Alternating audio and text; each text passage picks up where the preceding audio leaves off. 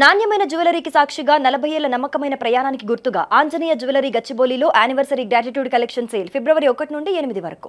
బంగారం వెండి ధరలు రోజు రోజుకు వెరైటీగా మారిపోతున్నాయి. ఒక రోజు పెరిగితే ఒక రోజు తగ్గుతున్నాయి. అసలు అవసరం ఉన్న వాళ్ళు కొనాలా వద్దా, ఆగాలా, వెయిట్ చేయాలా, ఏమీ అర్థం కానటువంటి పరిస్థితి నెలకొని ఉంది. దీనికి సంబంధించి మరింత సమాచారం మార్కెట్కి సంబంధించి ప్రముఖ ఎనలిస్ట్ ప్రశాంత్ గారిని అడిగి తెలుసుకుందాం. ఆయన ఏం చెప్తారో చూద్దాం. నమస్తే అండి ప్రశాంత్ గారు.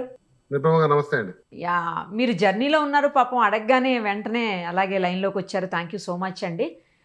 అసలు ఏంటి బంగారం ప్రజెంట్, అలాగే వెండి కూడా కొనాలా ఆగాల అంటే వెయిట్ చేయాలా, ఏం అర్థం కానటువంటి సిచ్యుయేషన్ ఉంది. ఒక రోజే పడిపోతే 10,000 పడిపోతుంది, లేకపోతే 20,000 పెరిగిపోతుంది. ఒక్కొక్కసారి సిల్వర్ లాంటిది అయితే 80,000 తగ్గిపోతుంది, 50,000, 30,000 ఎట్లా పడితే అట్లా అసలు అంతా భయంకరంగా ఫ్లక్చుయేట్ అవుతుంది.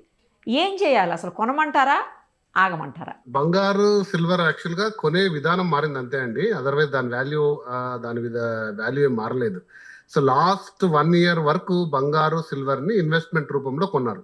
అంటే కొనడము, దాన్ని దాచుకోవడము, తర్వాత కొంచెం మంచి రేట్ వచ్చినాక లేకపోతే కొన్ని ఇయర్స్ తర్వాత వాడుకోవడం లాంటివి జరిగేది.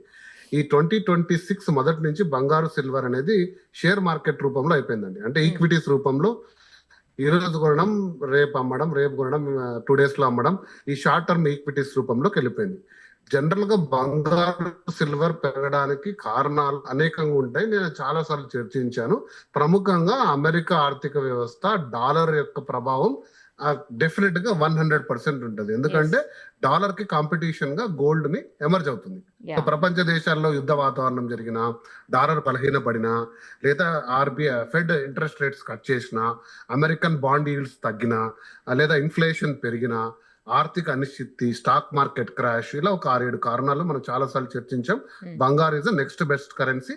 ఇది కాకుండా అమెరికా ఆధిపత్యం తగ్గించాలని బ్రిక్స్ దేశాలు ఏదైతే ఉన్నాయో గోల్డ్ ని ఆల్టర్నేట్ కరెన్సీగా తీసుకురావడం వల్ల గోల్డ్ కి లాస్ట్ 1 year గా ప్రముఖంగా పెద్దపీట వేశారు. సెంట్రల్ బ్యాంకులు కొనడం వల్ల బంగారం అనేది అబ్నార్మల్ గా 80 to 100% గ్రోత్ చూసాం 1 year లో. సో అది స్థిరంగా పెరిగింది, ఇన్ఫ్లేటెడ్ ప్రైస్ కాదు. కానీ 26 మొదటి నుంచి వచ్చిందంతా ఇన్ఫ్లేటెడ్ గా జరుగుతుంది. అంటే ఒక్కసారిగా ఈ షార్ట్ టర్మ్ బయర్స్ అందరూ మార్కెట్ లో ఎంటర్ అయ్యి పేపర్ వాల్యూ పడిపోతుందండి. బాగా గుర్తుపెట్టుకోండి.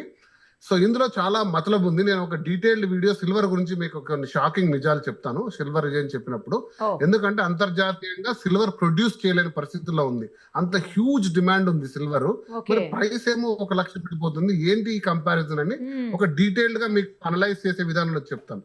బట్ ఈ వీడియోలో ప్రముఖ గోల్డ్ అనేది కాన్సన్ట్రేట్ చేస్తున్నాను. ఫస్ట్ ఈ గోల్డ్ ఏమైతుందంటే, నేను చెప్పినట్టు 26 మొదటి నుంచి స్పెక్యులేటివ్ మార్కెట్, ఈక్విటీ మార్కెట్ లో హ్యూజ్ ప్రాఫిట్ బుకింగ్ చేసుకుంటున్నారండి. అంటే ఎంటర్ అవ్వడము, ఒక రేంజ్ ప్రైస్ వచ్చినప్పుడు కంప్లీట్ గా డంప్ చేయడం. డంప్ చేసిన తర్వాత సాధారణ వాడు కూడా వాడి దగ్గర ఉండే గోల్డ్ ని భయపడి పానిక్ సెల్లింగ్ చేసేస్తారు. పానిక్ సెల్లింగ్ జరిగినప్పుడు మళ్ళీ బై చేస్తారు లో ప్రైస్ లో. మళ్ళీ ఒక అంచనా వచ్చినప్పుడు అమ్మేస్తారు. సో ఇందులో మీరు గుర్తు పెట్టుకోవాల్సింది ఏంటంటే, ఈ ట్రేడింగ్ లో ఎక్కడ ఫిజికల్ గోల్డ్ ఇన్వాల్వ్ కాదండి. పాపం పైనంతా ఈ మార్కెట్ ని నిర్ధారిస్తుందంతా కూడా పేపర్ గోల్డ్. పేపర్ గోల్డ్ అనేది ఈటీఎఫ్స్, వీటిలోనే వాల్యుయేషన్ జరుగుతుంది. బంగారు అనేది బేసికల్ గా, బంగారు సిల్వర్ కూడా అధికంగా కూడా hedge funding, okay, futures and opportunities, వీటి గురించి మీకు ఐడియా ఉంటే ట్రేడింగ్ వాళ్ళకి ఐడియా ఉంటుంది. సో ఇది ఆల్మోస్ట్ ఒక బెట్టింగ్ లాగా అనుకోండి. అంటే ఇంత ప్రైస్ వస్తుందని ఒక బెట్ కింద పెట్టడము, అంత ప్రైస్ వస్తే క్యాష్ చేసుకోవడం, లేకపోతే డౌన్ కావడం. యాక్చువల్గా ఇక్కడ ఫిజికల్ గోల్డ్ ట్రాన్స్ఫర్ చాలా తక్కువ ఉంటది. సో ఈ మార్కెట్ అనేది చాలా 2026 లో హై ప్రైస్ లోకి వెళ్ళిపోయింది. ఈవెన్ సిల్వర్ కూడా యాక్చువల్ గా అంత మొత్తం షేర్లు కొన్న హోల్డర్స్ మాకు అంత సిల్వర్ ఇచ్చేయండి, నాకున్న యూనిట్స్ కంటే ఇచ్చేంత ఫిజికల్ సిల్వర్ లేదు, ఇచ్చేంత ఫిజికల్ గోల్డ్ లేదు. కానీ ఈ ట్రేడింగ్ అనేది డెఫినెట్ గా కూడా ప్రైస్ ఇంపాక్ట్ చేస్తుంది. ఇంకా అన్నిటికంటే మెయిన్ రీజన్, ఈ లాస్ట్ 2 days లో గోల్డ్ అరౌండ్ ఎప్పుడు చూడని విధంగా 10% డౌన్ అయిందండి. మొన్న ఒక 6-7,000, ఈ రోజు ఒక 8-9,000 కలుపుకుంటే 172 నుంచి ఈ రోజు 152, అంటే 20,000, అంటే అప్రాక్సిమేట్ గా ఒక 10 to 12% డౌన్ అయింది. హిస్టారికల్ గా ఇంత కరెక్షన్ అనేది గోల్డ్ జరగకూడదు, కానీ ఒక స్టేజ్ లో కరెక్ట్ అవుతుందని వెయిట్ చేస్తాం, కానీ ఇంత ఎర్లీగా అవుతుంది అనుకోలేదు. దట్స్ బికాస్ ప్రాఫిట్ బుకింగ్ చేసుకుంటున్నారు. బట్ ఇంకోటి ఏంటి అంటే, ప్రముఖంగా మనం డిస్కస్ చేసిందే, ట్రంప్ తీసుకొచ్చిన new fed governor Kevin Marsh, ఎవరినైతే జెరోమీ పవెల్ ని రీప్లేస్ చేసి తీసుకొచ్చారో, అతను వచ్చిన తర్వాత డెఫినెట్ గా ఫెడ్ లో ఇంట్రెస్ట్ రేట్స్ కట్ చేస్తారు, డాలర్ ని ఖచ్చితంగా బూస్ట్, డాలర్ అనేది పడిపోతుంది, బంగారు పెరుగుతుందని మేమందరం కూడా అంచనా వేసాము.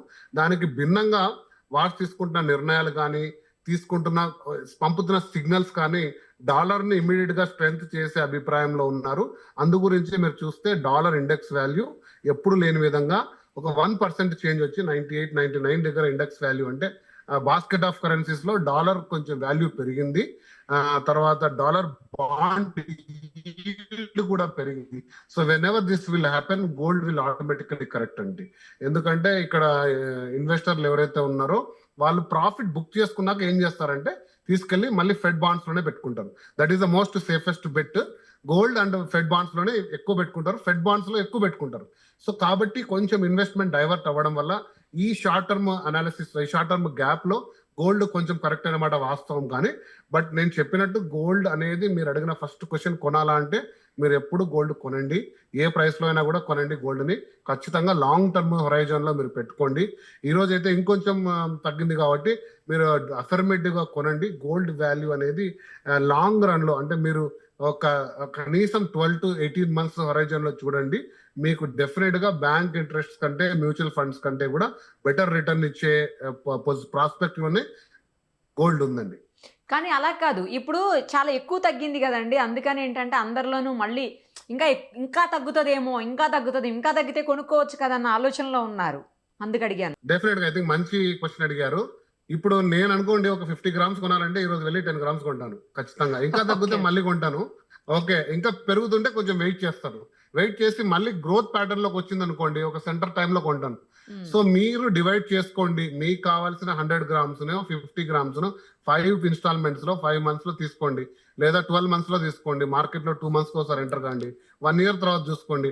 అందరికంటే బెస్ట్ రిటర్న్ మీ దగ్గరే ఉంటుంది. ఓకే, సో ఎటువంటి ఫ్లక్చువేషన్స్ అయినా బీట్ చేయాలంటే మీరు తీసుకోవాలి, లాంగ్ టర్మ్ హొరైజన్ లో తీసుకోండి. ఇప్పుడు పెరుగుతున్న తగ్గుతున్న వాతావరణాన్ని మీరైనా షార్ట్ టర్మ్ ఇన్వెస్టర్ అయితే మీరు దయచేసి ఇటువైపు రావద్దండి. If you want to cash in 1 month, అంటే క్విక్ క్యాష్ ఏదో చేసుకోవాలి, ఆ హెడ్జ్ ఫండింగ్ చేసుకోవాలి అంటే మెటల్ ఎప్పుడూ కూడా కరెక్ట్ కాదండి. Metal has its own value, దాన్ని మీరు రెస్పెక్ట్ చేయండి, దాన్ని మీరు ఇన్సూరెన్స్ అసెట్ గా పెట్టుకోండి, గ్రోత్ అసెట్స్ గా ట్రీట్ చేయండి. మీరు ఈక్విటీలోకి వెళ్ళండి, you buy some performing stocks, ఈ రోజు తీసుకోండి రేపు అమ్మండి, లేదా పొద్దున్న తీసుకొని సాయంత్రం అమ్మండి. So you have certain options కదా. గోల్డ్ ని ఆ రకంగా ట్రీట్ చేసుకోవద్దండి. సో ఇది ఈ హెడ్జ్ మార్కెట్ ఉన్నప్పుడు డెఫినెట్ గా మీరు షార్ట్ టర్మ్ ఇన్వెస్టర్ అయితే ఎంటర్ కావద్దండి. మెటల్ కి లాంగ్ టర్మ్ ప్రాస్పెక్ట్ ఉంటుంది. గోల్డ్ డెఫినెట్ గా లాస్ట్ 7 decades లో మంచి రిటర్న్స్ ఇచ్చింది. 1-2 years గా చాలా అబ్నార్మల్ రిటర్న్ ఇచ్చింది. 2026 and 27 కూడా డెఫినెట్ గా బెటర్ రిటర్న్స్ ఉంటాయి. లాంగ్ టర్మ్ హొరైజన్ లో రండి. ఇప్పుడు పెరుగుతున్న తగ్గుతున్న కారణాలను అనాలిసిస్ చేసి మీరు బెటర్ డెసిషన్స్ తీసుకోండి. షార్ట్ టర్మ్ లో దయచేసి మీరు చేతులు కాల్చుకోవద్దండి. If you're some term long term prospect అయితే ఈ రోజు కొద్దిగా తీసుకోండి. సో డెఫినెట్ గా యూ బై సమ్వేర్, ఇంకా పడిపోతే తీసుకోండి, పెరుగుతుంటే కొంచెం వెయిట్ చేసి తీసుకోండి. గుడ్ సజెషన్ అండి, thank you so much. Thank you.